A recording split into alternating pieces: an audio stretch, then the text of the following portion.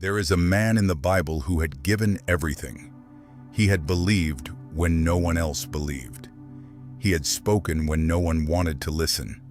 He had seen fire fall from heaven with his own eyes. And still, he fell. Not into sin, not into unbelief. He fell from exhaustion. He fell from loneliness. He fell under the weight of being the only one still standing when everyone else had given up. His name was Elijah, and his story is yours. Elijah had just lived one of the most powerful moments in all of Israel's history. On Mount Carmel, alone against 450 prophets of Baal, he called fire down from heaven. The fire fell, the people bowed, the victory was total. But no one tells you what happens after the great victories. No one talks about the emptiness that remains when the fire goes out and you are still there, alone, exhausted, not knowing what comes next. Jezebel sent a message threatening his life, and Elijah ran. The same man who did not tremble before 450 prophets ran from one woman, because exhaustion does not distinguish between heroes and cowards. It reaches everyone the same. Elijah walked an entire day through the desert, alone, without direction, without hope. And when he could go no further, he sat down under a tree and asked to die. "It is enough, Lord. Take my life." 1 Kings 19:4. Those words don't come from someone who doesn't believe. They come from someone who is completely broken, who has given everything they had and feels there is nothing left. Have you ever felt that? That exhaustion that isn't physical, but of the soul. That weariness of keep believing when results don't come, of keep serving when no one sees, of staying standing on the outside when inside you already fell a long time ago. Elijah felt it, and God saw him. This is where the story takes a turn no one expects. Elijah is on the ground, defeated, asking to die. And God doesn't arrive with a sermon. He doesn't arrive with a rebuke. He doesn't arrive pointing out everything Elijah did wrong. He arrives with bread. An angel touches him and says, "Arise and eat." 1 Kings 19:5. God saw his servant on the floor, and the first thing he did was feed him, not question him, not demand explanations, not tell him he should be stronger. Just arise and eat. Because sometimes what you need before any word from God is for him to simply come to where you are and take care of you. Elijah kept walking, 40 days and 40 nights, until he reached Horeb, the mountain of God. And there God spoke to him in a way that would change everything Elijah thought he knew about how God works. A great and powerful wind came that tore the mountains apart, but God was not in the wind. Then an earthquake came, but God was not in the earthquake. Then fire came, but God was not in the fire. And after the fire, a still small voice. 1 Kings 19:12. God was in the whisper, not in the spectacular, not in what makes noise, not in the visible miracles everyone can see. He was in the quiet, in the intimate, in what only a soul that is still can hear. And then God asked Elijah the most powerful question in all of Scripture. He didn't ask, "Why did you run?" He didn't ask, "Why did you doubt?" He didn't ask, "Why did you fail me?" He asked, "What are you doing here, Elijah?" 1 Kings 19:13. A question that is not accusation. It is invitation. As if God were saying, "Tell me everything. Tell me where you really are. Not what you think I want to hear, but what you have been carrying at the bottom of your soul." And Elijah let it all go. The exhaustion, the loneliness, the feeling of being the only one left. God listened to every word, because that is who he is. He doesn't ask to judge you.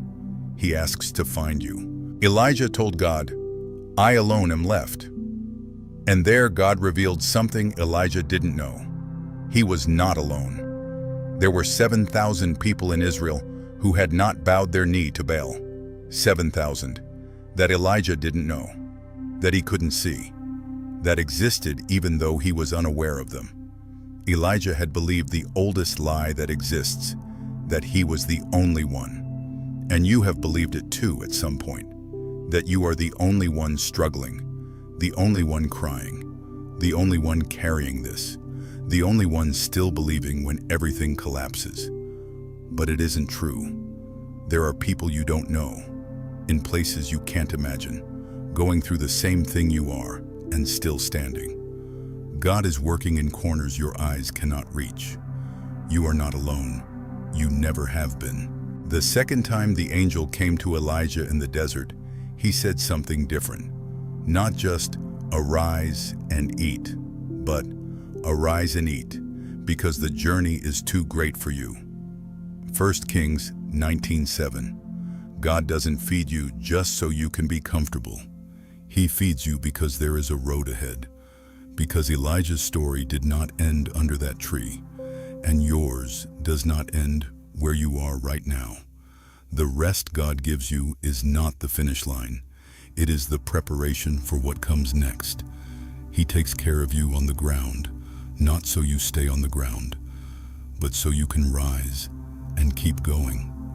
Because there is a Horeb you still have to reach. There is a mountain where God still wants to speak to you. There is a road you have not yet walked. Elijah walked 40 days to reach Horeb. 40 days of silence, of desert, of not knowing exactly where he was going or what he would find when he got there. But he walked. That is faith in its purest form, not the faith of the great moments where fire falls and everyone sees. The faith of the desert. The faith of step by step when there are no signs. The faith of keep walking even when the road has no name. There are seasons in life where God doesn't give you spectacular revelations. He just gives you enough bread for the next step, enough strength for the next day, enough peace for the next night. And that is enough, because he knows the way even when you don't. Elijah reached Horeb and went into a cave. And God asked him again, "What are you doing here, Elijah?" The same question, again. Because God never grows tired of asking, never grows tired of seeking, never grows tired of going to where you are, even if it's a cave, even if it's the bottom of the desert, even if it's the darkest place you have ever reached. The cave does not frighten God. Your darkness does not push him away. Your silence does not silence him. He comes there with the same patience, with the same grace, with the same question that does not accuse, but invites. What are you doing here? Tell him. He already knows the answer. He just wants you to say it. Because in that act of letting go, healing begins. The story of Elijah in the desert is not a story of failure. It is the story of a God who does not abandon his own when they fall. It is the story of a God who goes into the desert to find them, who arrives with bread before words, who whispers before thundering, who asks before judging, who reveals they are not alone when they believe they are. You may be in your desert right now. You may have arrived here exhausted, alone, wondering if it is worth it to keep going. And God says to you the same thing he said to Elijah, "Arise and eat, because the journey is too great for you to face alone." You don't stay on the ground. You don't stay in the cave. You don't stay under the tree. He is here, in the whisper, in the bread that appeared from nowhere, in the question that does not accuse, in the voice that says, "I am in this with you too. Arise."